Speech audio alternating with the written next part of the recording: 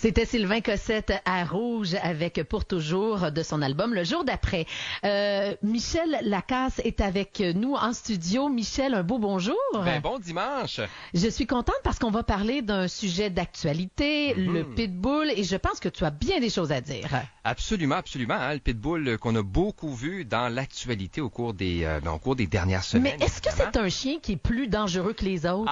Ben ça, c'est une belle puis une grande question, Patricia. Puis ma réponse, c'est que le pitbull, c'est un chien qui est comme les autres. Okay. C'est pas un chien qui est plus dangereux. Faut pas généraliser. Il y a de bons pitbulls, mais il y a aussi des pitbulls qui sont plus dangereux ou agressifs que les autres. Et c'est comme ça vraiment pour toutes les races. Mais c'est quand même un chien fort, là. Il est massif, les dents, il fait un peu peur, là. Ouais, ben le pitbull, en fait, c'est un chien qui est musclé, c'est un chien qui est costaud, qui a une très forte mâchoire aussi, et c'est ce qui fait que les agressions peuvent faire plus de dommages que celles d'un Shih Tzu ou d'un bichon frisé, par exemple. Et la sévérité aussi des blessures est probablement la raison pour laquelle on entend toujours parler des attaques de pitbull, puis beaucoup plus rarement que celles qui impliquent des chiens qui sont d'autres races, bien malheureusement aussi, hein, parce que tu sais que le pitbull, ben c'est pas le chien qui mord le plus. Ah bon? Et quel est le chien qui mord le plus? Ben écoute, selon une étude là du système... Ça, c'est un petit chien, là.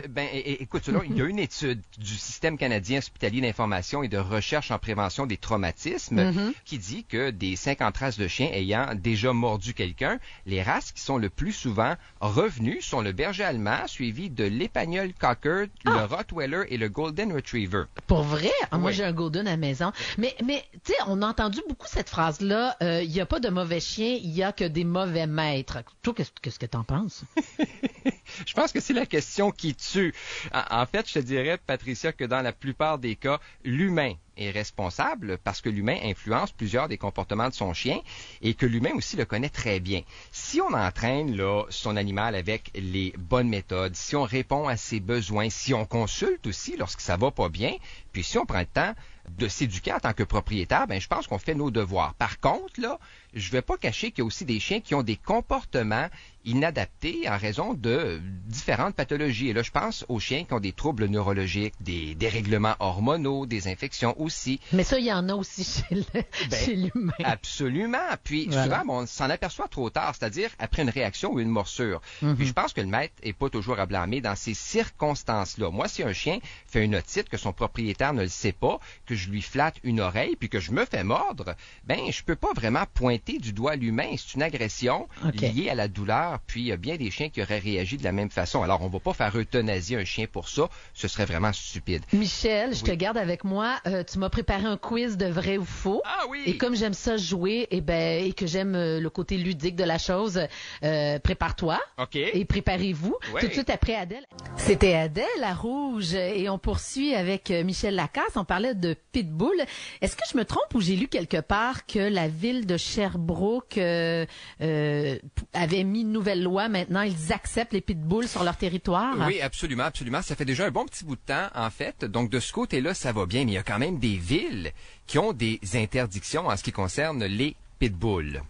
Et puis ça, Patricia, je vais pas te surprendre, hein, peut-être en disant que ces villes-là qui interdisent les pitbulls ont peut-être pas raison de le faire parce que tous les chiens peuvent mordre, que ce soit un chihuahua, un labrador ou un caniche. Donc, les villes n'ont pas à interdire les pitbulls comme aucune autre race de chien. Moi, je suis d'avis et du même avis que l'Ordre des médecins vétérinaires du Québec à ce sujet-là. Les municipalités doivent plutôt adopter des règlements qui ciblent les chiens mordeurs ou les chiens dangereux sans égard à la race. Puis pourquoi? Ben parce qu'on sait qu'il y a des incidents malheureux qui se produisent à chaque jour puis qui impliquent d'autres chiens que ceux qui sont de type pitbull. Tu sais, comment on pourrait responsabiliser les gens là pour être des meilleurs propriétaires? Je sais qu'en Suisse, tous ceux qui adoptent un chien doivent suivre une petite formation qui est obligatoire. Ah oui. Alors, on pourrait faire la même chose là, au Québec avec des écoles qui sont accréditées. Je pense que ça pourrait grandement aider les choses. On doit informer les gens sur les besoins du chien, sur les bonnes façons de l'entraîner. Et tout ça, il y a aussi des cours de prévention de morsure qui pourraient se donner dans les écoles.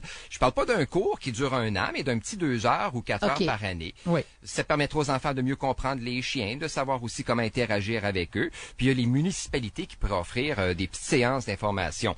je veux pas prêcher pour ma paroisse, là, mais plusieurs villes offrent déjà des activités sportives gratuites. Et tu es en train de me dire que tu fais ça, toi, mon Michel? Ben, écoute... toi, t'es dans quel coin, déjà? Du côté de Notre-Dame de l'Île-Perrot et du côté de Notre-Dame de l'Île-Perrot, effectivement, c'est ce qu'on a fait. Donc, j'étais au parc Canin et je donnais comme ça des conseils gratuits les dimanches et les gens aimaient ça. Les gens venaient me voir. C'était donc très populaire. Donc, les municipalités doivent faire ça. Bon, Michel, j'ai annoncé un quiz. Oui, quiz. Vas-y, je t'écoute. Quoi, t'as 4 questions? Oui, absolument. Est-ce que le pitbull a une mâchoire qui barre? Ben, je veux dire faux. Ben, faux. Absolument. C'est un mythe et c'est un mythe qui est très répandu. Le pitbull n'a pas une mâchoire qui barre ou qui bloque. Elle n'a aucune structure anatomique qui pourrait ressembler à un mécanisme de verrouillage. Okay. Ça n'existe pas, ça, chez un chien. Et il est faux aussi de dire en passant que les pitbulls ont un crâne là, qui est trop petit pour leur cerveau. Je sais pas d'où ça vient, cette histoire-là, mais en tout cas, c'est une fausse croyance. OK, une autre question. À part ça, le pitbull est le chien qui mord le plus fort. C'est vrai, ça? Moi, j'aurais dit oui. Ben non, c'est faux.